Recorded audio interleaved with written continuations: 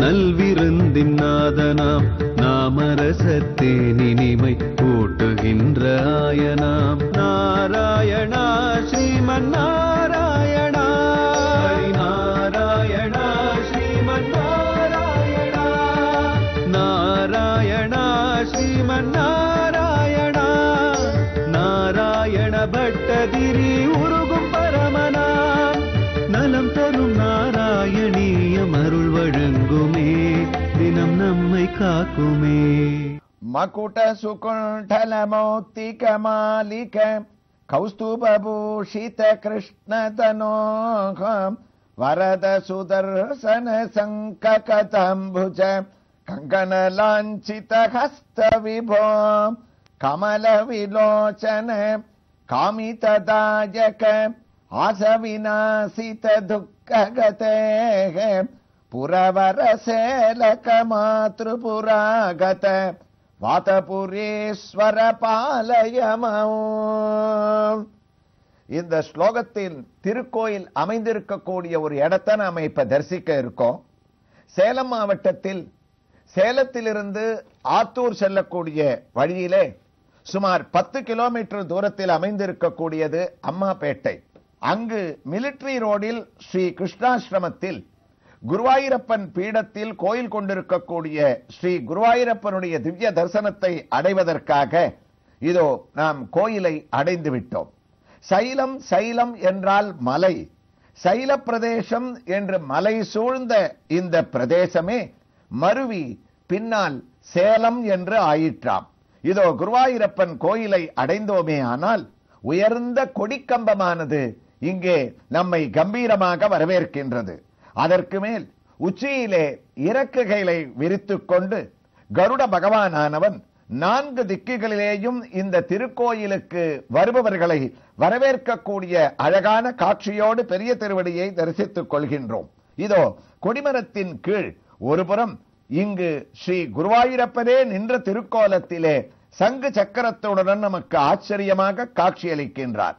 கொடிக்கம்பத்தின் மற்றொரு புறத்திலே பெரிய திருவடியான கருடன் நமக்கு நின்ற திருக்கோலத்திலே காட்சியளிக்கின்றார். குருவாயூரப்பன் பெரிய திருவடியோடு மேலே இருக்கக்கூடிய கருடனோடு சேர்ந்த கொடிக்கம்பத்தை நாம் நமஸ்கரித்துக் கொண்டு இதோ பலிபீடத்தை கடக்கின்றோம். இருபுறம் இரு சன்னதிகள், ஒரு புறம் விநாயகர் பெருமானும், மற்றொரு புறத்திலே இப்போது எந்த தக்ஷ யஜ்ஞத்தை நாம் நாராயணியத்திலே சிரவணம் செய்து கொண்டிருக்கின்றோமோ அந்த தாக்ஷாயினி பார்வதியாக அவதரிக்க, அவளுக்கு அவதரிக்கும் முருகப்பெருமான் இங்கு தனி சன்னதியாக அமைந்திருக்கக்கூடியதையும் கடந்து வெள்ளிக்கிழமையான இந்த உத்தம தினத்திலே இதோ தனி சன்னதியாக லக்ஷ்மி கணபதியானவர் மகாலட்சுமியை தன்னுடைய மடியிலே அமர்த்தி கொண்டிருக்கக்கூடிய காட்சியோடு அந்த லக்ஷ்மி கணபதியினுடைய திவ்ய தரிசனத்தையும் அடைந்து கோயிலை வலம் வர ஆரம்பிக்கின்றோம். கேரள பாணியிலே அமைந்திருக்கக்கூடிய அழகான உயர்ந்த மேற்கூரை, அந்த மேற்கூரைக்கு கீழே தான் குருவாயூரப்பன் கர்ப்ப கிரகத்திலே நமக்கு பிரதிஷ்டை செய்யப்பட்டிருக்கின்றான்.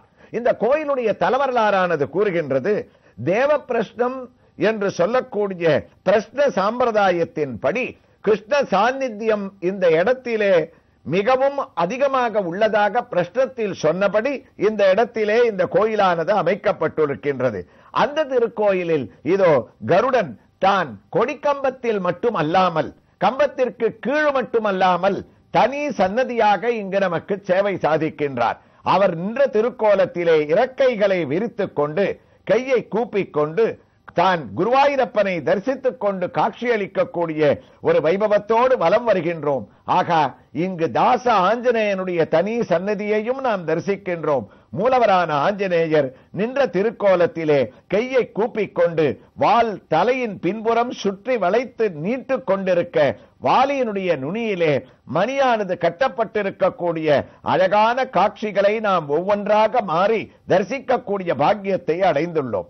இந்த ஆஞ்சநேயன் தன்னுடைய கண்களை அகலமாக விரித்துக் கொண்டு துளசி மாலைகளை தான் சாத்திக் கொண்டு தாமரை பீடத்திலே தன்னுடைய திருவடியை தாங்கிக் கொண்டு கலியுக தேவனே ஹனுமந்தா காத்தருள் புரிவாய் ஹனுமந்தா என்ற விதத்திலே நமக்கு காட்சியளிக்க, அவருக்கு எதிரே ராமர், சீதை, லக்ஷ்மணர் மூவரும் ஒரு மரத்திலே நின்ற திருக்கோலத்திலே காட்சியளிக்கக்கூடிய இதே ரூபத்தோடு நாராயணியத்திலே பட்டத்திரி வர்ணிக்கக்கூடிய தக்ஷனுடைய சரித்திரத்திற்கு நாம் திரும்பிவிட்டோம். தக்ஷஸ்து தாதுரதி லாலனஜாரஜோந்தோ நாத்யாத்ருதத்வைச கஷ்டமசந்திராசேத். குருவாயூரப்பா, பலவிதங்களால தக்ஷனுக்கு தன்னுடைய மாப்பிளையான மும்மூர்த்திகள்ல ஒருவரான பரமேஸ்வரனிடத்துல விரோதம் வளர்ந்துட்டே போயிட்டு இருக்கு. அப்ப அவரை அவமானப்படுத்தணும்ன்றதுக்காகவே சிவபெருமான அழைக்காம பிரகஸ்பதி சவம் அப்படின்ற ஒரு யாகத்தை தக்ஷனானவன் ஆரம்பிக்க, அதற்கு எல்லா தேவகணங்களும் மகர்ஷிகளும் அவனுக்கு பயந்துட்டே போனான். இந்த யாகத்தோட ஒரு கொள்கையே பரமேஸ்வரனை அவமதிக்கணும்ன்றது தான். பரமேஸ்வரன் கைலாசத்துல தாக்ஷாயினியோட இருக்கார். செவ்வை சூடுவார் தமிழ் பாகவதத்துல சொன்னார், இரு கூறு செய்த மதிவானுதல் ஏழை வாழ ஒரு கூறு நல்கும் உறவோனை உறுத்து நோக்கி முறுகூறு பைந்தார் இமையோர்கள் முகக்கும் வேள்வி தருகூறு உனக்கு ஒன்றிலதாக தக்ஷன் சபித்தான். யாருமே உனக்கு யாகத்துல அவிர்வாகம் கொடுக்க மாட்டான்னு தான் சாபம் கொடுத்ததை யாரும் நிறைவேற்றாததுனால தானே இந்த ஒரு யாகத்தின் மூலமாக தான் நிறைவேற்றிக்கிறானா. அப்போ கைலாசத்துக்கு மேல திடீர்னு அந்த தாக்ஷாயினியினுடைய சகோதரிகள் அவெல்லாம் விமானத்துல கூட்டம் கூட்டமா போயிட்டு இருக்கா. தேவதை பெண்கள்லாம் போயிட்டு இருக்கா. தற்செயலா கைலாசத்துல தாக்ஷாயினி வெளியில வந்து பார்த்தா அவளுக்கு ஆச்சரியம். என்ன விஷயம்னே தெரியாது. மேல போயிட்டு இருக்கக்கூடிய சகோதரிகளை பார்த்து கேட்டாளாம், இத்தனை பேரும் கூட்டம் கூட்டமா போயிட்டு இருக்கே, என்ன விசேஷம்னா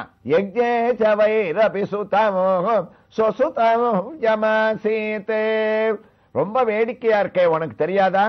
நம்ம அப்பா தக்ஷன் யாகம் பண்றார், உயர்ந்த யாகம், எங்களை எல்லாம் நேர வந்து நீங்க கண்டிப்பா வரணும்னு கூட்டாரு.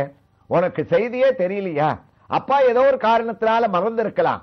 நாம எல்லாம் ஒரே இடத்துல இருக்க போறோம், சீக்கிரம் கிளம்பி வா, பரமேஸ்வரனைய ஐஷிடுவான்னு சகோதரிகள் சொன்னதை கேட்ட உடனே உயர்ந்த அம்பிகையாக தாக்ஷாயினியாக இருந்தாலும் தன்னுடைய பிறந்த வீட்டுல ஒரு யாகம் நடக்கிறதுன்னு உடனே அங்க போகணும்ன்ற ஒரு பெரிய ஆசை வந்துட்டான். அதனால நேர குருவாயூரப்பா பரமேஸ்வரனிடத்துல தாக்ஷாயினியானவள் வந்தா. பரமேஸ்வரனிடத்துல வந்து சொல்லணும், யாகம் நடக்கிறதுன்னு சொல்லணும், யாகத்தை பண்றவர் தக்ஷன்னு சொல்லணும். தக்ஷன்னு சொன்னா அவருக்கு எப்படி கோபம் வரும்னு தெரியாது. அந்த யாகத்துக்கு உண்டான அழைப்பு இல்லைன்னு தாக்ஷாயினிக்கு தெரியும். இருந்தாலும் பாகவதம் சொல்லிட்டு தாக்ஷாயினியை எடுத்து சொல்லக்கூடிய முறையே ரொம்ப அழகா சொன்னாலாம். தன்னுடைய பரமேஸ்வரனிடத்துல வந்து பிரபோன்னு கூப்பிட்டார். என்னன்னு கேட்டார், ஒரு யாகம் நடக்கிறதாமே உங்களுக்கு தெரியுமான்னாலாம். என்ன யாகம்னா பிரகஸ்பதி சவம்ன்ற யாகம். யாரு பண்றா எனக்கு தெரியாதே. அப்ப இவ என்ன சொல்லணும், எங்க அப்பா பண்றாருன்னு சொன்னா அவருக்கு கோபம் வந்துருமா. அதனால பிரஜாபதே ஸ்வசுரஸ்ய சம்பிரதமோ நிர்ஜாபிதோ யஜ்ஞமகோத்சவ கிலகம் வயம் ச தத்ராபி சராம வாமதே வ்யத்யர்த்திதாமி விபுதா ரஜல்திஹி. பாகவத ஸ்லோகம் இது. தாக்ஷாயினி சொன்னா, உங்க மாமனாரான தக்ஷன் யாகத்தை பண்றாராமே, தே ஸ்வசுரஸ்ய சம்பிரதமோ, உங்க மாமனார்னு சொன்னா இவருக்கு அப்படியே உச்சு குளிர்ந்து போயிடும்னு இவ ஒரு தப்பு கணக்கு போட்டுட்டாளாம். அவருக்கு இருக்கக்கூடிய பந்தத்தை அதிகப்படுத்துற மாதிரி சொன்ன உடனே பரமேஸ்வரனுக்கு கோபம் வந்துதான். எங்க மாமனார்னா யாரு? உங்க அப்பா தானே. ரெண்டுத்துக்கும் ஒண்ணு எனக்கு வித்தியாசமா தெரியலையே. அவர் தான் என்னோட விரோதத்தை வச்சிருக்கார், நான் அவருக்கு விரோதப்படவே இல்லை. விரோதத்தோட இருக்காருன்னு உனக்கு தெரியுமே. அப்படி இருந்து கூட அழைக்காத இடத்துக்கு நம்ம எதுக்காக போனோம்? என்னை வந்து கூப்பிட்டு இருந்தா சரி, இல்ல யார் மூலமாவது தகவல் சொல்லி இருந்தா கூட போயிருக்கலாமா?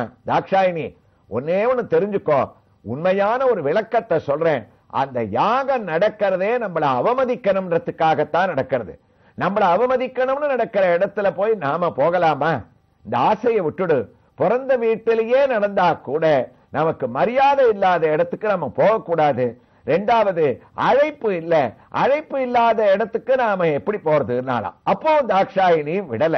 சிவபெருமான்கிட்ட சொன்னா, உங்களுக்கு தெரியாத ஒரு நீதி சாஸ்திரம் இல்ல. எல்லா இடத்துக்கும் அழைப்பு இருந்தா தான் போகணும்னு நம்ம சொல்ல முடியாது. சாஸ்திரம் சொல்றது சில இடங்களுக்கு நம்ம அழைக்காமையே போகலாம். நான் உங்களுக்கு மறந்து இருந்தா ஞாபகப்படுத்துறேன். தஸ்மின் பகின்யோன் அனுபர்த்ரு சம்மிதா த்ருவங்கமிஷ்யன் சுகிருதிருக்ஷவகாம் அகௌச தஸ்மின் பவதாபி காமஜே சகோபநீதோ பரிபர்கமர்கிதமோ. தாக்ஷாயினி சொன்ன, பிரபோ பரமேஸ்வரா, உலகத்துல தன்னுடைய தாயாருடைய வீட்டுக்கு ஒரு பெண்ணோ பிள்ளையோ அழைச்சுதான் போனோன்றது இல்ல, அழைக்காமையே போகலாம். இல்ல பிறந்த வீட்டுக்கு போன மனைவி தன்னுடைய கணவன் நீ எங்க வீட்டுக்கு திரும்பி வான்னு கூப்பிட்டு தான் போனோம்ன்றது இல்ல, எப்பவனா தான் திரும்பி போகலாம், அழைப்பு இல்லாமையே போகலாம். அது மாத்திரம் இல்ல, அனாகுதோர் அபியபீஜதி சௌகிருதம், தனக்கு ரொம்ப வேண்டிய நண்பன் ஒருத்தர் இருக்கான், அந்த நண்பனுடைய வீட்டுக்கு எப்ப வேணாலும் போலாமா, அழைச்சுதான் போனோம்ன்றது கிடையாது. அதே மாதிரி ஒரு குரு இருக்கார், குருவனுடைய ஆசிரமத்துக்கு அவர் கூப்பிட்டு தான் போனோம்ன்றது கிடையாது. எவ்வளவு பெரிய லிஸ்ட் கொடுக்கிறா பாருங்க தாக்ஷாயினி. ஒரு குருவே கோச்சுண்டா கூட நீ இங்க வரக்கூடாதுன்னு சொன்னா கூட அந்த சிஷ்யன் அங்க இருக்கணும். ஏன்னா அவர் கோச்சுட்டாரேன்னு வெளியில வந்துட்டான்னா நஷ்டம் இவனுக்கு தான். அதே போல நல்ல விஷயங்களை எங்க சொல்றாளோ, சத்சங்கமானது எங்க நடக்கிறதோ, அங்க இங்க சத்சங்கம் நடக்கிறது, இங்க சொற்பொழிவு நடக்கிறது, வாங்கோன்னு கூப்பிட்டு தான் போகணும்ன்றது இல்ல, கூப்பிடாமையே போகலாம்.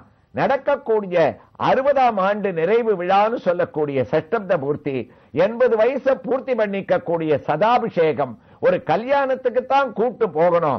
ஆனா 60-80 நிறைவுகளுக்கெல்லாம் நம்ம அழைச்சுதான் போகணும்ன்றது இல்ல. அதே மாதிரி யாகம் நடக்கிற இடம், யாகசாலையை முன்னிட்டு அஷ்டபந்த சம்ரோக்ஷணம்னு சொல்லக்கூடிய ஒரு கோயில் கும்பாபிஷேகம் நடக்கக்கூடிய இடம், இது போல பல இடங்களுக்கு பிரபோ அழைப்பு இல்லாமையே போலான்னு த்ருவகமிஷ்யன் சுகிருதிருக்ஷவகா. உங்களுக்கு தெரியாத சாஸ்திரம் இல்ல, இருந்தாலும் நான் உங்களுக்கு ஞாபகப்படுத்துறேன். இப்ப நாம போகலாம், அழைப்பு வேண்டாம்ன்ற இடம் எங்க அப்பாவோட இடம், ரெண்டாவது உங்க மாமனாருடைய கிரகம், அது மாத்திரம் இல்ல யாகம் நடக்கக்கூடிய இடம், அந்த இடத்துக்கு நம்ம அழைப்பு இல்லாமையே போகலாம்னு சொல்லியிருக்கு. அதனால எந்த விதமான ஒரு யோஜனையும் வேண்டாம். இதையே செவ்வை சூடுவார் சொன்னார், ஆற்றும் வேள்விக்கு அறம்பயர் மின்னன தோற்றி விண்ணிடை தொல்லினர் சேரல் கண்டு ஏற்றினால் அடி ஏத்தினால் கிள்ளையில் சாற்று தீஞ்சொல் சதி நின்று இறைஞ்சினாள். பகவான் டக்க அழாத குறையா பரமேஸ்வரன் டக்க நின்று பலவிதமான தர்ம கருத்துக்கெல்லாம் முதல்ல உங்க மாமனார் சொன்னார் அவர் அடிப்படையில. அதனால தர்மசாஸ்திரத்திலேருந்து எடுத்து சொன்னாலாம்.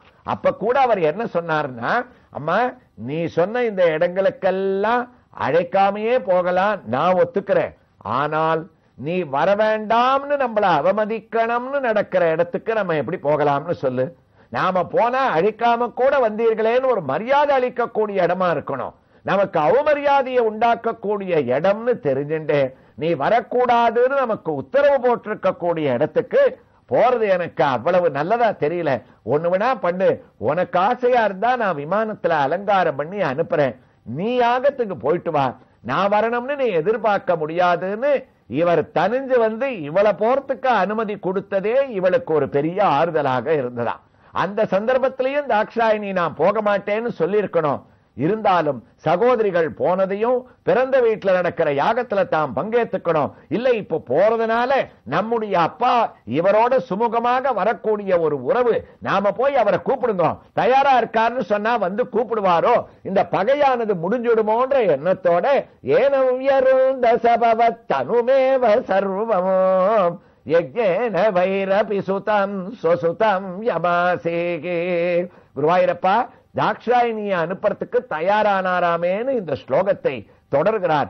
எவ்வாறு தொடர்கிறார் என்ற இந்த தக்ஷ யாகத்தினுடைய ஒரு வைபவங்களை நாம் தொடர்ந்து அடுத்த பகுதியிலே இந்த திருக்கோயிலில் ஒரு திவ்ய தரிசனத்தோடு கேட்கலாம். ஸ்ரீ கிருஷ்ணாய துப்யம் நமக.